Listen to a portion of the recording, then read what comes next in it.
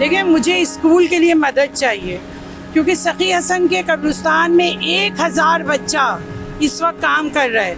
और मैं आपको बताऊं, मैं जितने ओवरसीज़ हैं मैं उनसे भी ये रिक्वेस्ट करती हूँ कि आप लोग अपने माँ बाप को छोड़ के यहाँ पे चले गए हैं और वो बच्चे आपके माँ बाप की खिदमत कर रहे हैं, चाहे वो कब्र में ही हैं आपके माँ बाप, मिट्टी वो डालें, पानी वो डालें, तो आप कम से कम उनको तालीम देने के लिए सोचें।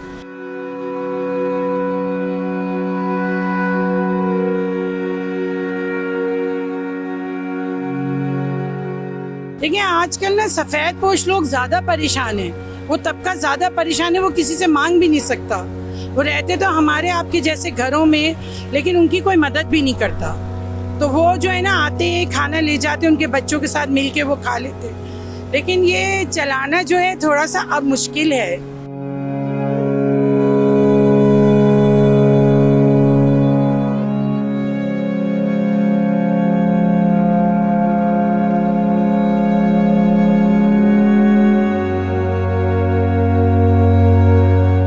बिस्मिल्लाहिर्रहमानिर्रहीम, अस्सलाम वालेकुम। आप देख रहे हैं न्यूज़ 360। मैं हूं आपका मेज़बान शहरियार सिद्दीकी।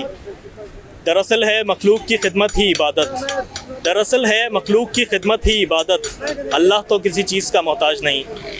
नाज़रीन, हमारे मुल्क में आज जहां एक तरफ गुर्बत है, बेरोज़गारी है, महंगाई है, वहीं दूसरी जानिब कुछ ऐसे सोशल वेलफेयर सेंटर्स हैं, कुछ ऐसे फलाही इदारे हैं। आज की तेज़ रफ्तार दुनिया में और इस सफ़ाक माशरे में कुछ ऐसे लोग हैं जो महज अल्लाह की रज़ा के लिए काम करते हैं, लोगों की खिदमत करते हैं। एक तरफ जहां हुकूमती ओहदेदारान, सियासी नुमाइंदगान लोगों से पहले वोट लेते हैं, बड़ी बड़ी बातें करते हैं, दावे करते हैं, वादे करते हैं और उसके बाद लोगों को अल्लाह के रहमो करम पे छोड़ देते हैं। वहीं अब भी कुछ ऐसे लोग मौजूद हैं जो महज अल्लाह की रज़ा के लिए बग़ैर किसी से उसकी रंग, कौम, नस्ल और उसका मज़हब पूछे बग़ैर आवाम की खिदमत करते हैं।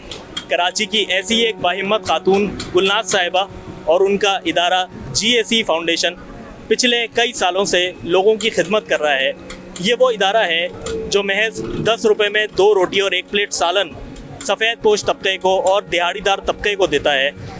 इसके क्या मामलात हैं, पिछले कई सालों से ये लोग जिस तरह काम कर रहे हैं, वो सब हम आपको दिखाएंगे। ये इदारा किस तरह आवाम की खिदमत करता है, गुलनाज साहिबा ने कब इस इदारे का आगाज़ किया, ये इदारा किस तरह से काम करता है, ये सब हम आपको दिखाएंगे।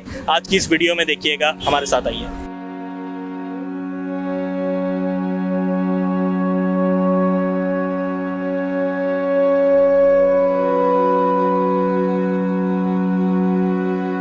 नाज़रीन, GAC वेलफेयर ऑर्गेनाइजेशन पाकिस्तान की रूहे रवा मोहतरमा गुलनाज साहिबा हमारे साथ इस वक्त मौजूद हैं। और सबसे अच्छी बात जो मुझे ये लगी कि दीगर जो लोग ये फलाही कामों को करते करते ख़ुद जो है वो एक बॉस की शक्ल इख्तियार कर जाते हैं और सारा काम जो है अपने कारिंदों पे छोड़ देते हैं। बनफ्से नफीस गुलनाज साहिबा इस वक्त यहाँ पर ख़ुद मौजूद हैं और ख़ुद सारे मामलात को देख रही हैं। इनसे बात करेंगे इनके वेलफेयर ऑर्गेनाइजेशन के बारे में। अस्सलाम वालेकुम। वालेकुम अस्सलाम। जी बेटा। आंटी, सबसे पहले तो बहुत बहुत शुक्रिया, आपने अपना वक्त दिया मुझे। हम लोग देख रहे थे कि काफ़ी देर से जो है आप खुद भी जो है वो मसरूफ़ अमल थी सारे कामों में। सबसे पहले तो मुझे ये बताइएगा कि GAC वेलफेयर ऑर्गेनाइजेशन जो है आपका, ये कब अमल में आया? ये जो खाना हमने स्टार्ट किया था ना, ये 5 साल हो गए, लेकिन पैसे जो हैं अभी मैंने साल नहीं हुआ है, पैसे लगाए 10 रुपये, क्योंकि जो मेरे जिनके साथ मैं मिल के जो मेरी मदद कर रहे थे इसमें, उन्होंने कहा कि आप पैसे लगा दें ताकि आजकल के जो हालात हैं इससे ना सफ़ेद पोश लोग भी खा लेंगे और वो ले भी जाएंगे। तो इसलिए हमने 10 रुपये लगा दिए खाने पे कि वो खा भी लें और वो ले भी जाएं अपने बच्चों के लिए। देखिए आजकल ना सफ़ेद पोश लोग ज़्यादा परेशान हैं, वो तबका ज़्यादा परेशान है, वो किसी से मांग भी नहीं सकता। वो रहते तो हमारे आपके जैसे घरों में, लेकिन उनकी कोई मदद भी नहीं करता। तो वो जो है ना आते हैं, खाना ले जाते, उनके बच्चों के साथ मिल के वो खा लेते। लेकिन ये चलाना जो है थोड़ा सा अब मुश्किल है, बहुत मुश्किल। सबसे पहले आंटी मुझे एक बात ये बताइएगा, आप क्योंकि एक औरत हैं, हमारे माशरे में अगर एक औरत आगे निकल के कोई काम करना चाहती है, इतने बड़े वेलफेयर फाउंडेशन को लेकर चलना गुज़िश्ता 5 साल से जिस तरह आप बता रही हैं, कितनी जो है वो मुश्किलात का सामना करना पड़ा है अब तक? देखिए मुश्किलात तो हर चीज़ में ही होती हैं। बात ये होती है कि जब आप कोई काम कर रहे होते हैं अच्छा, तो अच्छा कहने वाले कम होते हैं, बुरा कहने वाले ज़्यादा होते हैं। ये मेरा ही हाल नहीं है, जितनी भी चैरिटीज़ हैं जो कर रही हैं, ये तो कोई उनसे पूछे ना कि वो किस तरह से कर रही हैं। तो बुराई आपकी ज़्यादा लोग उछालते हैं, आपको देंगे कुछ नहीं लेकिन आपकी बुराई बहुत होगी। तो अल्लाह देखता है और फिर आपको अल्लाह के लिए ही करना है। तो आप इन चीज़ों में अगर हम पड़ गए तो फिर हम आगे नहीं बढ़ सकते, क्योंकि देखिए मेरे पास सबसे बड़ा जो इशू है इस वक्त वो तालीम है। अब मैंने यहाँ हैदरी में लगाया खाना, लोग जो हैं औरंगी से मुझे मैसेज कर रहे हैं, सुरजानी से लोग मैसेज कर रहे हैं, वहाँ पे खाना नहीं है। लेकिन देखिए हैदरी में खाना खिलाना आसान है, वहाँ खिलाना मुश्किल है। वहाँ के लिए मुझे बहुत डोनर चाहिए। मेरे जो ऑलरेडी डोनर हैं मैं उनके ऊपर कितना बर्डन डालूँगी, वो जो 2-3 हैं वो इस खाने को चला रहे हैं। लेकिन आप बड़ी चैरिटीज़ को तो आप लोग दे देते हैं फ़ंड अपने नाम के लिए, लेकिन छोटी चैरिटीज़ के साथ लोग नहीं आते कि हमारा नाम नहीं होगा, हमारा ये नहीं होगा। तो कुछ हमें भी मदद की ज़रूरत है। देखिए मुझे स्कूल के लिए मदद चाहिए, क्योंकि सखी हसन के कब्रिस्तान में 1000 बच्चा इस वक्त काम कर रहा है। और मैं आपको बताऊं, मैं जितने ओवरसीज़ हैं मैं उनसे भी ये रिक्वेस्ट करती हूँ कि आप लोग अपने माँ बाप को छोड़ के यहाँ पे चले गए हैं और वो बच्चे आपके माँ बाप की खिदमत कर रहे हैं, चाहे वो कब्र में ही हैं, आपके माँ बाप मिट्टी वो डालें, पानी वो डालें, तो आप कम से कम उनको तालीम देने के लिए सोचें कि देखिए दुनिया में हर जगह ना बच्चे काम करते हैं, उसके साथ तालीम भी लेते हैं। ये कोई वो नहीं है, बच्चों का काम करना कोई बुरा नहीं है, मैं इसको बुरा नहीं समझती, लेकिन कम से कम बच्चे तालीम ज़रूर लें। पाकिस्तान में अगर तालीम आम नहीं होगी तो पाकिस्तान कभी तरक्की नहीं करेगा। तो मैं कहती हूँ मैं अपना तो हिस्सा डालूँ, मैं पूरे पाकिस्तान को तो तालीम नहीं दे सकती ना, लेकिन मैं कम से कम जो कर सकती हूँ वो तो मैं करूँ।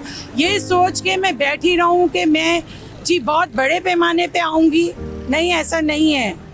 आप छोटे से शुरू करो, आप चैरिटी अपने मोहल्ले से शुरू करो, आप किसी रिक्शे में बैठो उसको समझाओ भाई अपने बच्चों को तालीम दो।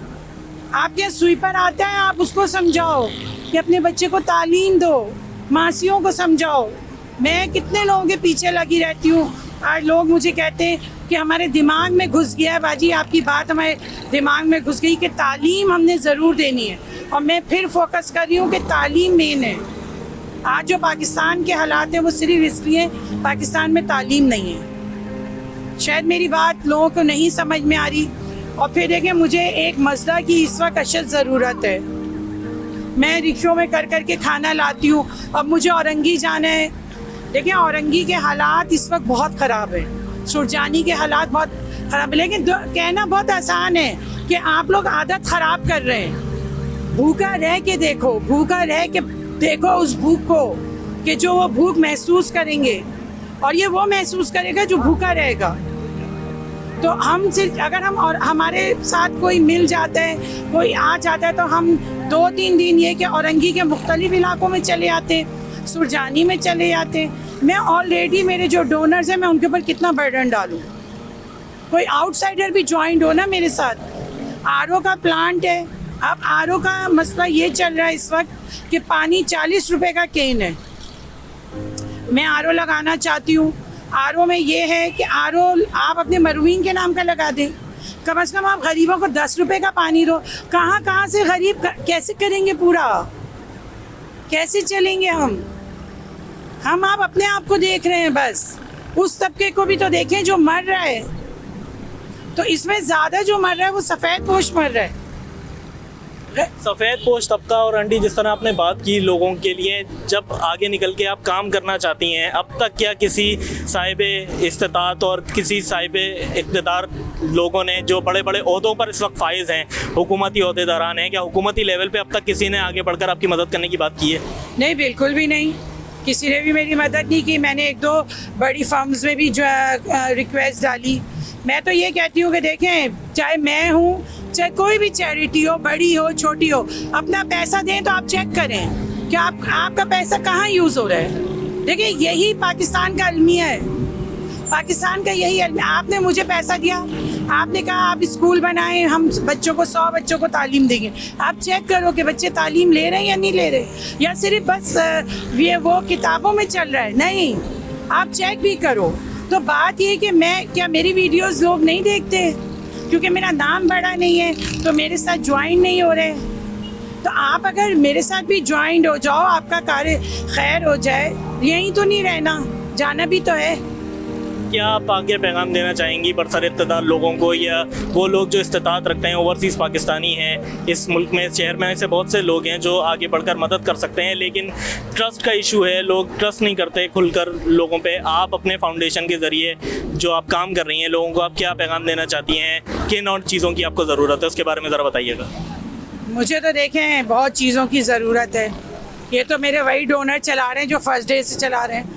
अब वो कितना चलाएंगे आप देखिए ना। मेरे अपने दस्तरखान में जहाँ कलंदरिया पे वहाँ पे 250 आदमी रोज़ खाना खा रहे हैं, और वो वही चला रहे हैं जो फर्स्ट डे से चला रहे हैं। उसमें कोई ऐड नहीं हुआ आज तक, वो वही लोग हैं जो इसको चला रहे हैं। तो आखिर आप वहीं क्यों? कराची में तो और भी बहुत सी जगह हैं, बहुत सी जगह हैं जहाँ पे बहुत गरीब तबका है जो भूखा रहता है, उसको भी तो ज़रूरत है, तालीम की ज़रूरत है बच्चों को। अब मैं सखी हसन के पास स्कूल बनाना चाहती हूँ जिसमें देखें मैं मुफ्त में कुछ नहीं दूँगी। मैं फिर बोल रही हूँ अपने डोनर से, चाहे मैं 5 रुपये लूँ, चाहे मैं 10 रुपये लूँ, मैं स्कूल खोलूँगी, 100 रुपये में तालीम दूँगी, ठीक है ना।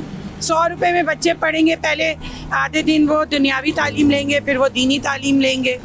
उनके बैग्स हैं, उस्ताद है, हर चीज़ है, मील है, उनको दिन का खाना भी दिया जाएगा। गरीब लोगों के बच्चे क्या हालात है, तो वो 4-5 बजे जब हमारे इंस्टीट्यूट से निकलेंगे तो वो एक मुकम्मल पढ़ाई करके निकलेंगे।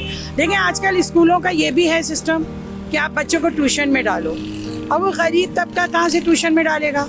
तो हम वहाँ पे ट्यूशन का भी इंतज़ाम करेंगे स्कूल के बाद। तो मैं एक फुल पैकेज दूंगी उनको 100 रुपये में, फ्री में मैं कोई चीज़ नहीं रखूँगी ताकि किसी की इज्जत नफ्स ना मजरू हो, ठीक है। पानी का सवाल है, मैं आरओ के चक्कर में हूँ, आरओ मुझे कोई लगवा दे, अपने वालिदैन के नाम का लगवा दे, एक बहुत बड़ा सदका जारी है पानी। पानी के बगैर ज़िंदगी अधूरी है, पानी के बगैर ज़िंदगी है नहीं, बेकार है। तो पानी 40 रुपए का केन है, एक आदमी के घर में 7-8 बच्चे हैं, वो कहाँ से पानी यूज़ करेगा? तो हम 10 रुपए का उसको केन देंगे जो हमारा, और वो ये खुलेगा भी गरीब आबादी में। तो उसके लिए अगर कोई आगे आना चाहे वो मेरी मदद कर सकता है। देखिए खाने का है, आपके सामने खाना लोग खा रहे हैं। अब मैं गरीब आबादी में अगर जाती हूँ तो खाना इससे 4 गुना ज़्यादा जाएगा। कोई मुझे खाना पकवा के भेज दे, वो बोले खिला आपके लोग दें, वो भी कर सकते हैं। मुझे मज़दा चाहिए क्योंकि मैं इस तरह से कब तक लाद के ले जाऊँगी। तो बस ये चीज़ें हैं, सभी को पता है क्या क्या एक घर में किस किस चीज़ की ज़रूरत होती है। 3 आदमी भी घर में हो तो उसको हर चीज़ चाहिए। तो यहाँ तो 200, 250, 300 आदमी खाना खा रहे हैं, तो उसके लिए तो आपको बड़ा ही पैकेज चाहिए। बहुत शुक्रिया। GAC फाउंडेशन की रूए रवा मोहतरमा गुलनाज साहिबा हमारे साथ मौजूद थी, इनकी आपने गुफ्तगू सुनी।